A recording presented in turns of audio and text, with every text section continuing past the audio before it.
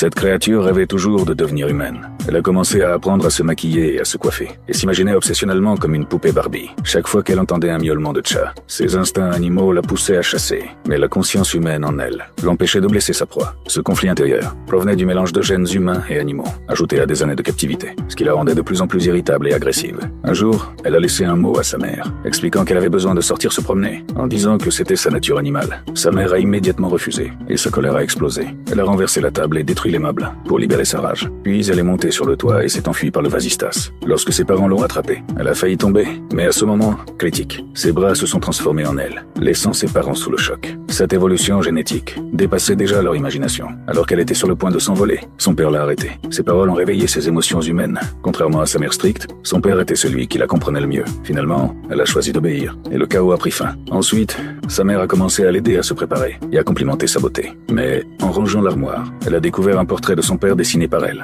Elle a immédiatement repris le dessin, et sa mère a été choquée, réalisant que cette créature possédait des émotions humaines. Par peur, la mère l'a assommée et l'a attachée à une table d'opération. Elle a retiré son collier et a même essayé de couper sa queue, cherchant à effacer complètement ses traits anormaux. Cependant, au dernier moment, les années de vie commune l'ont fait hésiter, et elle s'est finalement arrêtée. Mais la graine de la haine était déjà plantée dans le cœur de la créature. Elle a commencé à séduire délibérément son père, et tout cela a été vu par sa mère.